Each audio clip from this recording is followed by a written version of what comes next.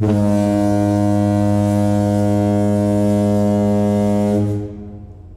there, part-timers. Once again, this is Anton from Antonio Bay. Thank you guys for stopping by the collection room. Today, I am taking a look at some comics I bought online for super cheap.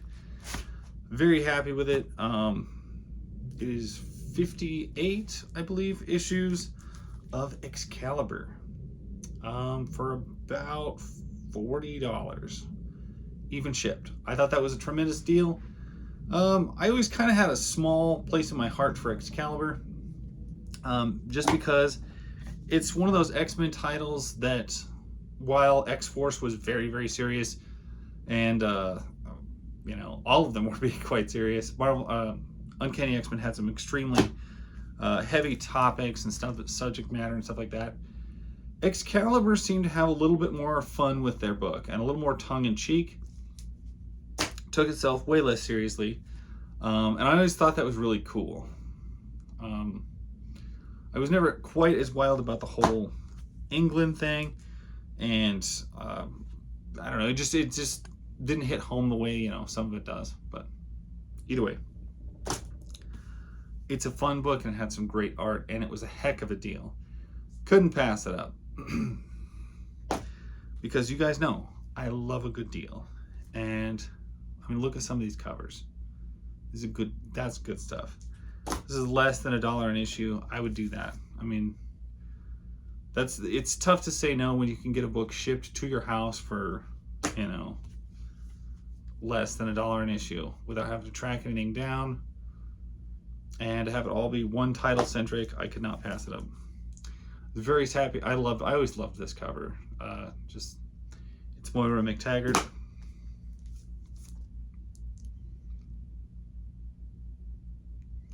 I don't know exactly what issues I got.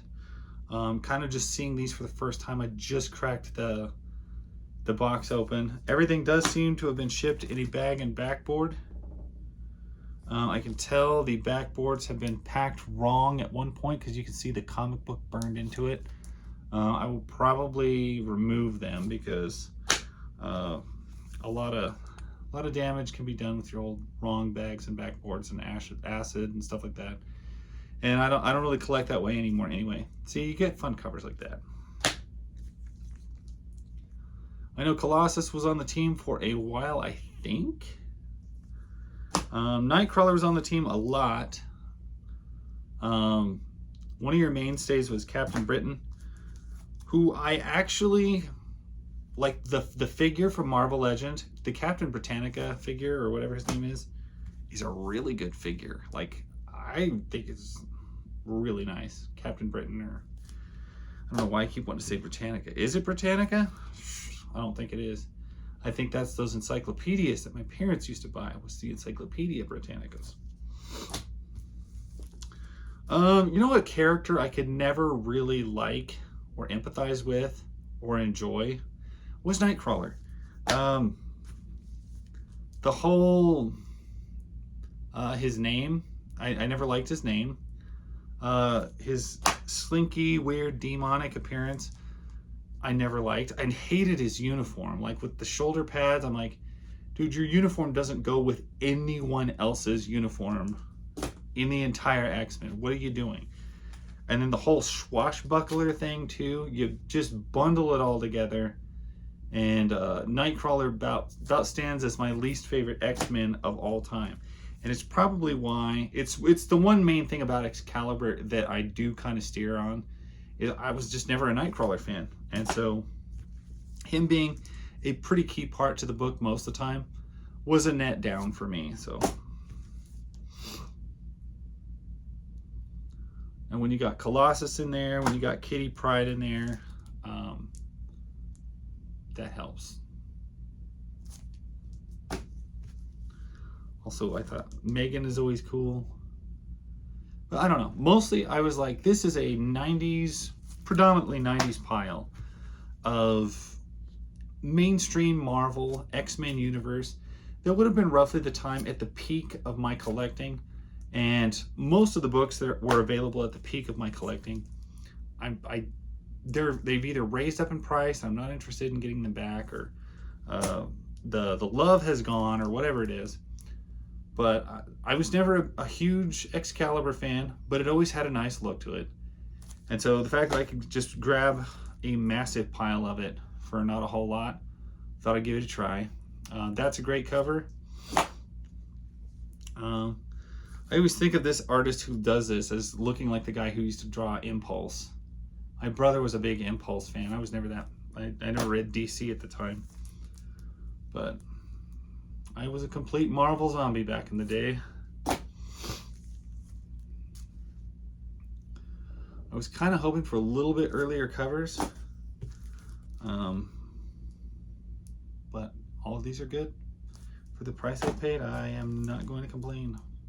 Especially how nicely they were shipped. They were shipped fast. I've got sets of comics that I ordered over a week ago. They're still not here. I ordered these like 3 days ago. They're already here. So anybody out there, when you're buying comics, thank you for actually shipping them hastily and correctly, and just doing it right, and not sitting on them for 4 days before you decide to ship them off. You will probably get dinged on your selling if you're going to be that way. Issue number 1, here's what I was hoping for, was more of this era. This excites me. You've got Kitty Pryde, you got Megan.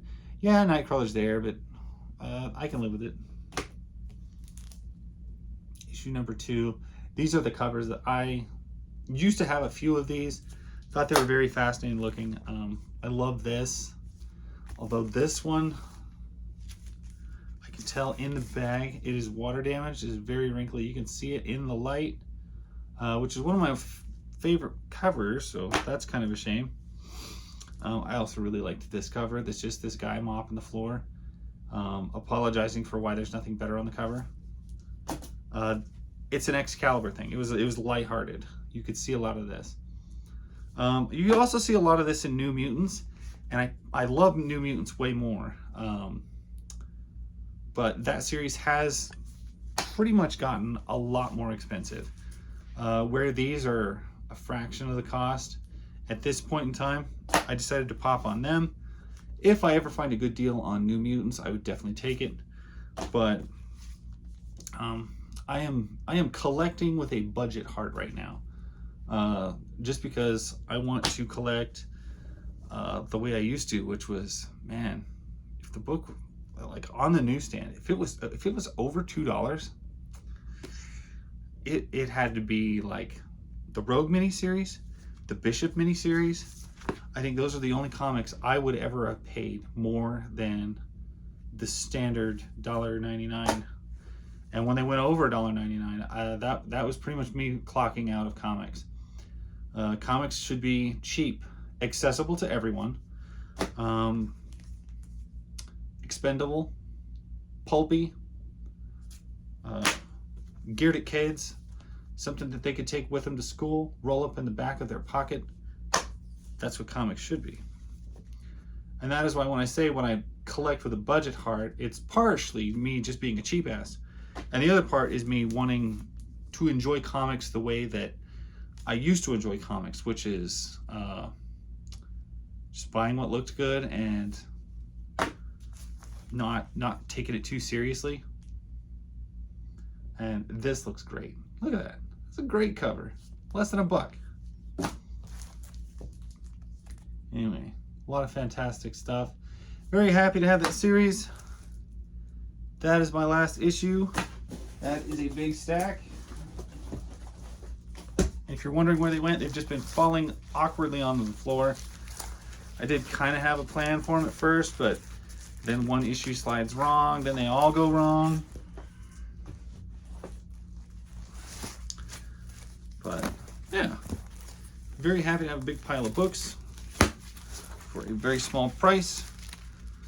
Back in the day, even in my peak comic book buying times, to have this set and it would only run $40 would have been extremely exciting for me. So for me to do it now, years later, where comics are stupid expensive and everything's more expensive and inflation and BS and everything, for me to actually still be able to get a nice chunk of comics of Marvel, of my time period I love, of all that good stuff. With Spider-Man. I'm very happy with it. Very well packed. Thank you, seller on eBay. And thank you guys for watching. I appreciate it. Remember to enjoy collecting part-timers. If you don't, what's the point of it?